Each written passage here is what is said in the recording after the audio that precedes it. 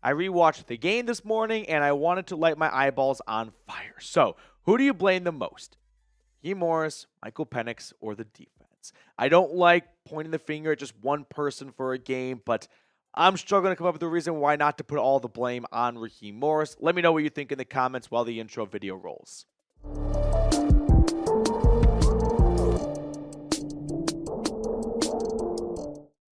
Falcons are at the mercy of the Saints, and I never thought we would be saying that sentence, but after losing to the Commanders, if Atlanta wants any chance of making the playoffs, they need the Buccaneers to lose in Week 18 at home against a 5-win Saints team that just got the doors blown off by a 3-win, now 4-win Raiders team. So here's the playoff picture for Atlanta. They are on the outside looking in. It's pretty simple. They have to beat the Panthers. They need the Buccaneers to lose.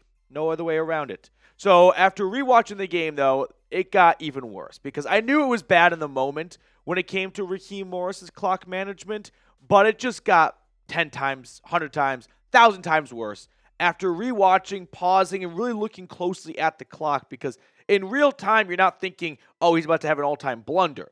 But when you rewatch it, it's maddening to see. So let's go back to the first half, okay? Because it might be worse, arguably, than the second half. Here is Atlanta, final drive of the first half. This is the start of it. First down, all 3 timeouts, minute 53. We're just going to set the scene right here, okay? So that's what we're working with. Here's what happens a little bit later on. Atlanta gets the ball to Darnell Mooney with 40 seconds left and all 3 timeouts. Right there at the 21-yard line, you call a timeout. Instead, Morris does not because he wants to be a hoarder, and he holds on to all 3 and wastes 20 seconds. The next snap, 20 seconds later. Could have called a timeout, have 2 timeouts remaining with 40 seconds. Stop right there and just think to yourself, would you rather have 2 timeouts in 40 seconds or all 3 timeouts in 20 seconds?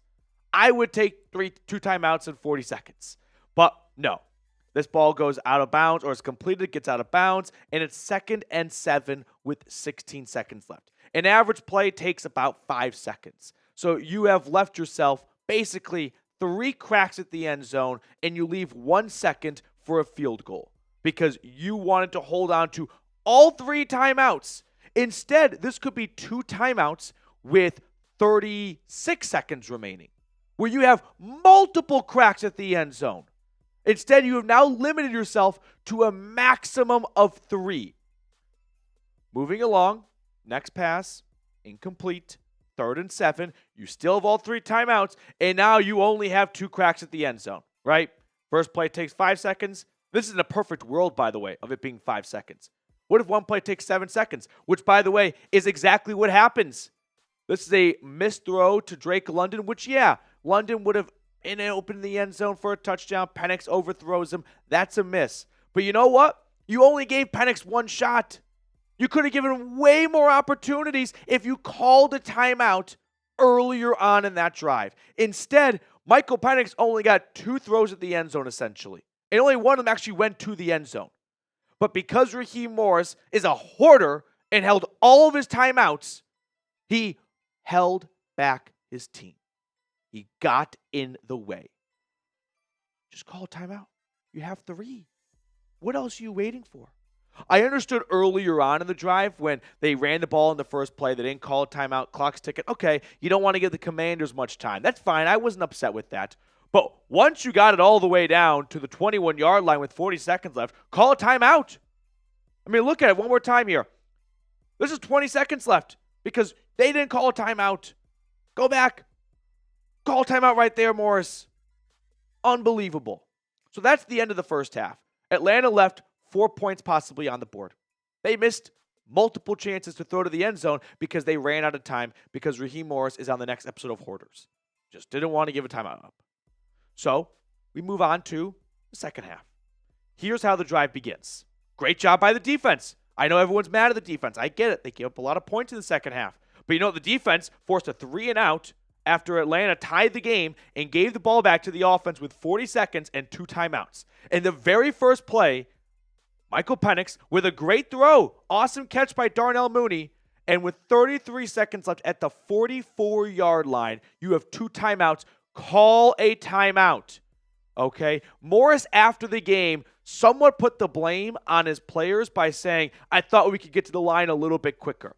So I went back and watched. Here's when the ball is set, meaning this would be the fastest possible time you could have snapped the football. 25 seconds. I watched. Everyone from Atlanta is hustling. No one's walking. No one's dilly-dallying. Everyone has a pep in their step. Realistically, best case scenario, snap it maybe at 19 seconds. So you wanted to save a timeout and run 14 seconds off the clock in best case scenario. Instead, the ball is snapped with 17 seconds left, and Atlanta ends up missing out on an opportunity to pick up extra yards. Thank goodness the Commanders gave them 20 penalty yards on a defensive hold or offsides and then a pass interference.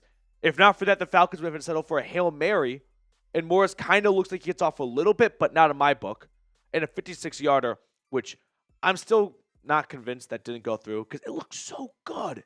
And then it was like 5-6 yards short. And also, Young Wei-Koo would have made that kick, but he probably would have missed the earlier kick in the game. So, yeah, or an extra point. That's a good one, too. But Morris, 33 seconds left. Call a timeout. You have 1 timeout remaining. You're at nearly midfield.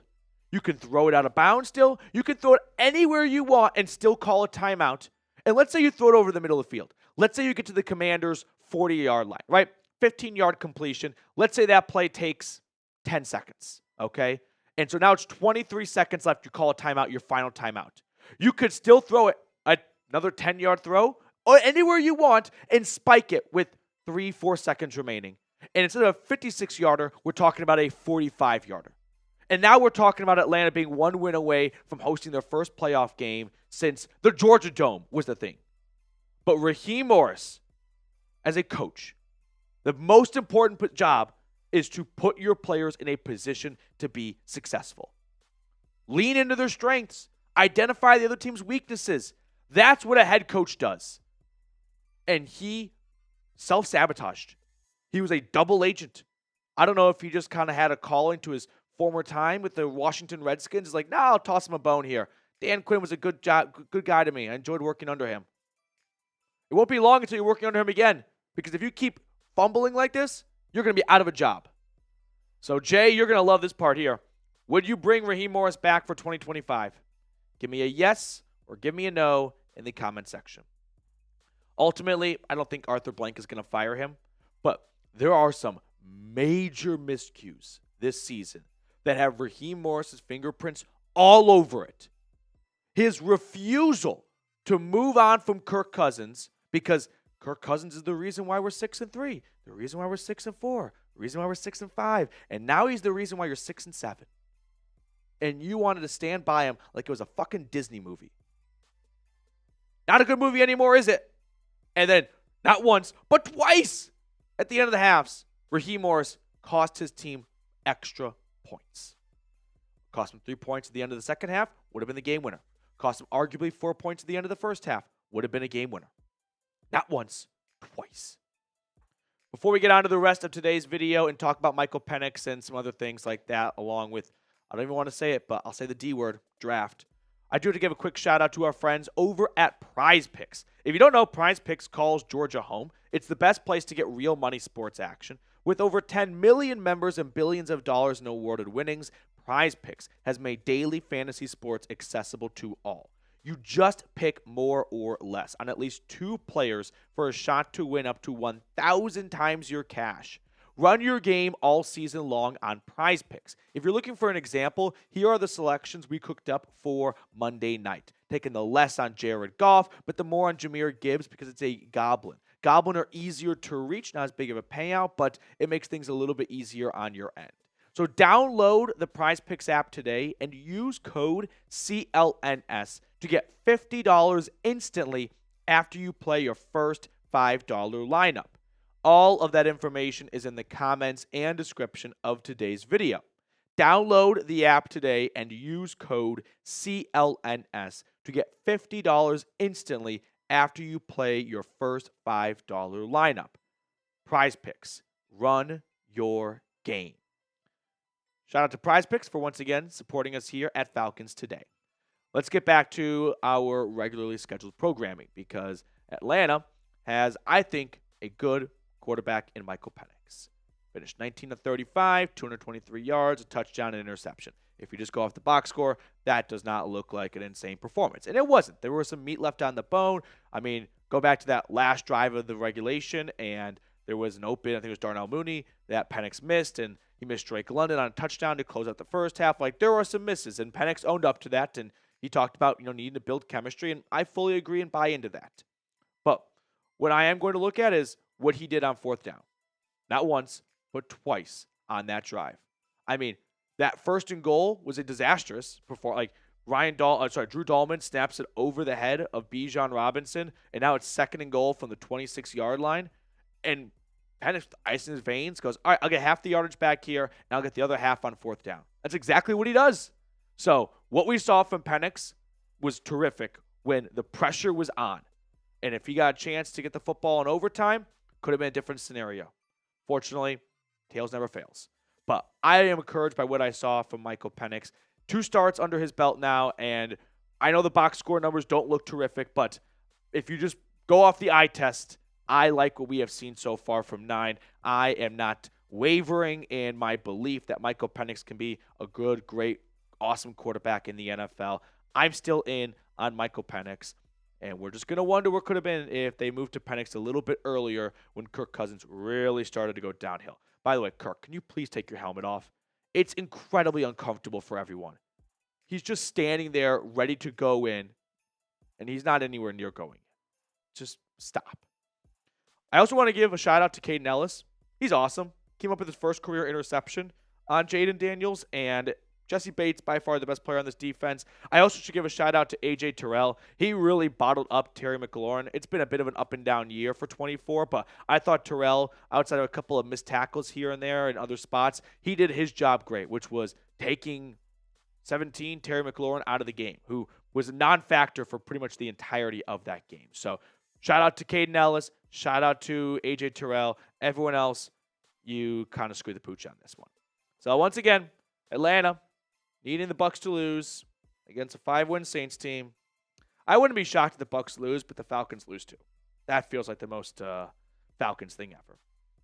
If you're wondering, all right, now that playoffs really aren't in contention anymore, let's talk draft. Atlanta currently holds the 17th pick in the NFL draft.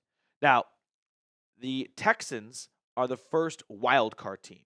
So even if Atlanta finishes 9-8 and the Texans finish 9-8, Atlanta cannot finish anywhere higher in the draft order than 18. So they also aren't going to be any lower than 15, right? Right now it's in between 15 and 18 for the Falcons. So somewhere in that range, Atlanta will finish, depending on what happens to the Dolphins, the Bengals, and Seattle in their final game. But if you're ready for mock draft season, get ready to learn pick 15, 16, 17, or 18. All right, that will do it for us on today's show. Big shout out to the Dirty Birds Club and the new members that we added to it, Curtis B. and Adamus Shadicus, and hopefully Hopeful. Thank you guys for going above and beyond to support the channel and donate to us during our watch party. If you would like to watch the final game with us, we will be live Sunday at 1 p.m. Eastern for the 2024 Atlanta Falcons funeral.